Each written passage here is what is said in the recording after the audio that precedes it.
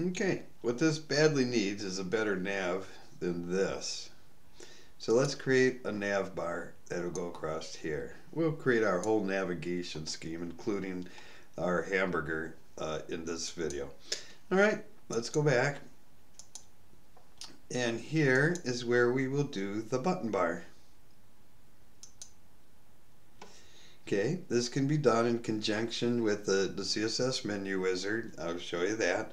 And this is where you put it, where you want your navigation. So let's copy this. And as you know, it goes into our nav. Here's the header. Let's see, begin row containing nav. Okay, so here it is. Let's go ahead and paste it in there. And so, if you look closely, you can see what's going on. Whatever we place in the widget area for navigation will go here. Remember, it's a capital N. So let's save this. Let's FTP up our index because we made that change. And now, of course, if you look at it, there's nothing going to be there because we didn't drag anything into that demo, into that navigation bar. So this is where we're going to go to our widgets, find navigation. Here it is. So let's put in our custom menu. Here we go. We're going to put in our custom menu, and it's going to ask us, we're going to leave the title free, and we're going to add, remember we created that menu called main. So when we save it and look at our beautiful WordPress, we now have the navigation here. But that's a pretty stupid navigation. It looks just like this one. We want to have a button bar. So let's go to the tool. Let's go to resources. Let's go to the Moose Loose menu wizard. And now, for this to work, you have to use menu lowercase for your class name. And I don't know, we'll make it blue again, just to be consistent. And we can, it doesn't matter what we put here, because we're not going to use these, because our button bar in WordPress is going to be auto-generated. So these are just so that we can see the design down here. Alright, so let's make this white. There we go. Let's make it, when you hover over it, let's make it black. Let's make the text, I don't know, maybe gray. Yeah, you can barely see it, but it's grayish. And then the drop downs, we'll just make it blue again. And then for our rest visited tag, or blah blah blah, this is the drop down. And the sub, let's make this, I don't know, let's make it a green 360. Yeah, what the heck, it don't matter. And then for our drop down text, we'll put it there. Alright, that's all we need. We don't even care about the actual buttons at this point, because all we're doing is designing the site for the horizontal CSS. Okay, so here it is. I'm just going to grab the functionality. Now, if I did this, if I clicked on this, it would grab the style. But we're going to be putting it into style. So we don't need that. We'll just get the CSS. Notice the red. That's how we're going to measure, that's how we're going to change the size of the buttons. So let me copy this. I'm going to put this in my style CSS. And I'm going to put it around line 67 where we put our functional. Let's see, 67, we could probably, we should probably put it near the top. Yeah, we can put it near the top. See, because it says begin the universal widget style. So this is where we're gonna be able to style the widgets like the calendar and all kinds of things like that. So we're gonna go down where it says begin universal styles. We just passed the universal WordPress widget styles, but here's where we begin the universal styles that have nothing to do with the WordPress widgets. So if I paste that baby in here and I hit save, and guess what I have to do? Now I have to update my style CSS because that's where we made the changes. So if we go to our site, we should see our navigation bar exactly as we determined it. So now we can go to the about and the news. Oop, but there is no news, but we can go to the contact. And so now we have a functional button bar. Now, you'll notice that it's kind of padded here. You might like that or you might not. If you don't want this padding here, this is where I was talking about earlier, where you go to your index, find your navigation, and then you can take it out of the nested. Okay, you can take it out of the nested div. You can remove that nested div altogether. And so let's update our index. I should fix that in the tool, but and now when we look at it, there. Now it's just exactly where it needs to be. All right. Now, another thing that you need to remember is that although it looks good at 1280, the button bar is not shrinking according to the media screen. And so that's where this comes in. You go back to your button bar here. Oh no, not there.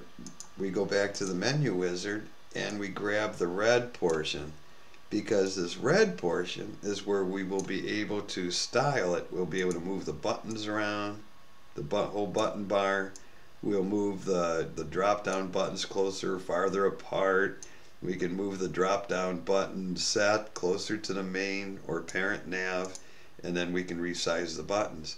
And so what we got to do is we're going to grab this and copy it and go to our style CSS. Okay, here's our style CSS. So we're going to go down and look to see where the media screens are.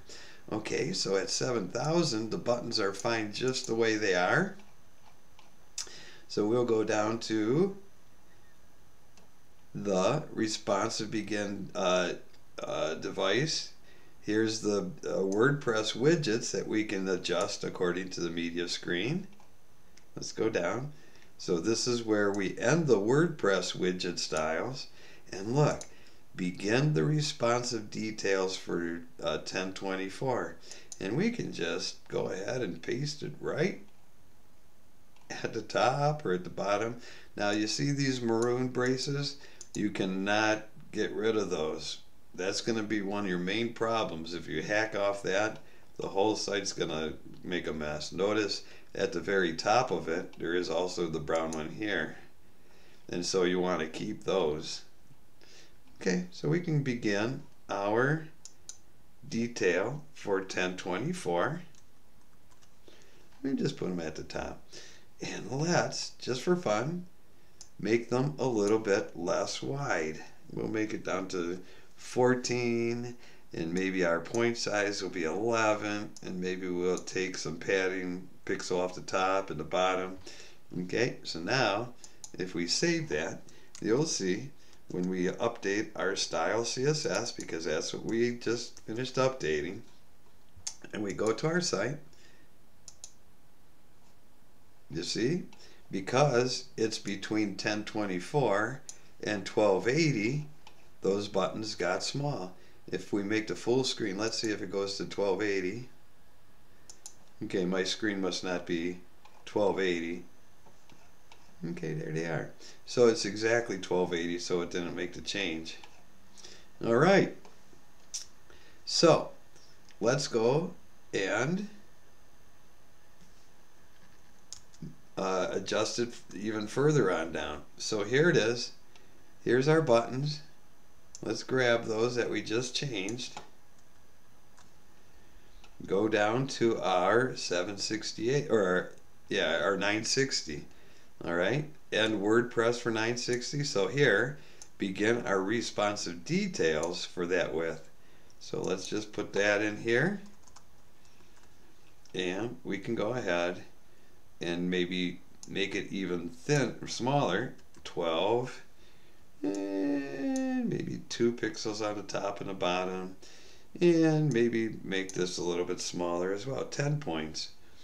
Okay, so let's go ahead and refresh or save and move our style CSS up. So basically what we're doing is we're restyling the button bar per media screen. Okay, here we go. This is at 1280. Let's just go ahead and shrink this down. And watch, when we get down to 960, they're going to get smaller. You see that? And if we were to refresh it, we'll see that the screen is between 960 and 1024. So let's shrink it down a little bit more. Okay, here they are.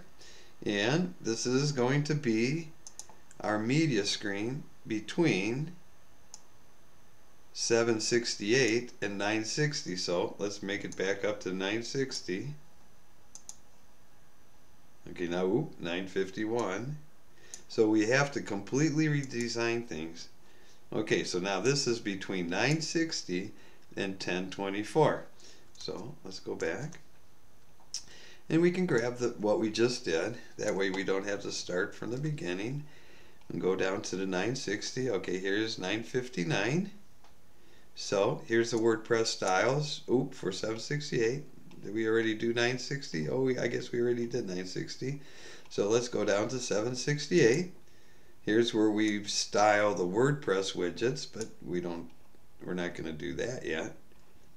So let's go down to where it says begin responsive details for 768. Put our buttons in, and now we can style these guys. We'll probably make it even smaller, make it less wide, the buttons less wide. Maybe put this down to 9 point, and we'll keep the padding at 2. Okay, so let's save this. And guess what? We have to move that style CSS up, because on that one is where we made the change. And so now, here it is at 968 or more, 960, and here we have the buttons getting smaller and smaller as the screen gets bigger and, well, it gets smaller. And there. Okay, so here we go. So here's 480. Notice how your calendar is too big, because we also have to go in and we have to style the different widgets at the different sizes. Okay, and I'll show you how to do that next. But right now we can see that the buttons are pretty good. So this is what? At 480, this is like an iPad. Let's go down and see. Nope, this is still, yeah, this is the iPad. And the buttons look pretty good. But when we get down to the phone, those buttons get kind of useless. Okay, so we could either leave the buttons, or we can make them absolutely disappear when it gets down to the phone. You never know how they're going to react when they're on the phone. So what we're going to do is go back to our style, and when we get down to the 380, which is the phone, let's go down here. Okay, and responsive for 380. Look, what we can do is in the nav, instead of float left, we can put display none. Okay, that means that when it gets down to 380, the nav bar is going to completely disappear. So I'm going to copy that, go down to the 320. Here's the 320 for the widgets. Remember, this is where we're going to style the calendar and all the other widgets. So let's just put the nav here. Nav display none. There we go. So on the phone, Let's update the style CSS. Always have to do that. If you don't see any changes, you forgot to FTP. People do that all the time. So watch. When we get down to the phone, this is the 480, and when we get down to the phone, they disappear altogether. So that's how we handle our navigation and make it responsive according to the size of the screen. Alright, so now let's do the hamburger. Now the hamburger is going to show up behind this button bar. So let's get rid of the button bar. From now on, to get to the dashboard, we're going to have to hit this edit. Okay, after we get rid of this thing, we're going to have to go back to the dashboard clicking the edit. So let's do that right now. So look, if I go down to my users and my profile, I can uncheck the show toolbar when viewing the site. When I save it and update the database, and I now go to my site, I now see my site without the black nav bar. Now, as I said, when that nav bar disappears, how are we going to get to the dashboard? That is so cool. See, because now you can see exactly what's going on, because that thing's out of the way. And you can see that on the phone, it turns into a wonderful scrolling website. That's what makes it so great. Alright, so now that we have this, let's deal with the header. Let's put our little hamburger in there. So we'll just go here. And let's see, we go to our AMP navigation. We don't have to worry about this in the head because it's already there. And this is where we're going to put our button. So I'm going to copy that and put the button in the nav, but we're not really going to put it in the nav. We are going to go to our index. Let me just check something. Let's see. Let me just go to our index and go down to the bottom of the page. Yes, good. Alright, so this, we're going to put our hamburger right here in the header. In this portion that says content for the demo goes here. And we're going to put our little toggle button, save it, and when we FTP our index,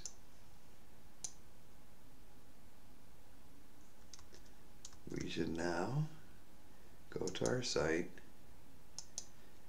and see the menu. Okay, so there it is. You can see that whenever we create a page, it's going to add it to the menu. And it is totally functioning.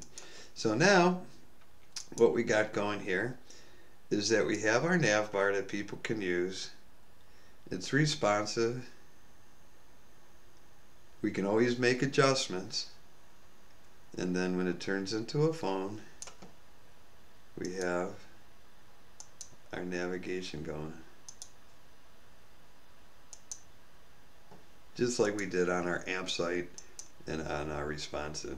So that's how you can start putting the navigation on.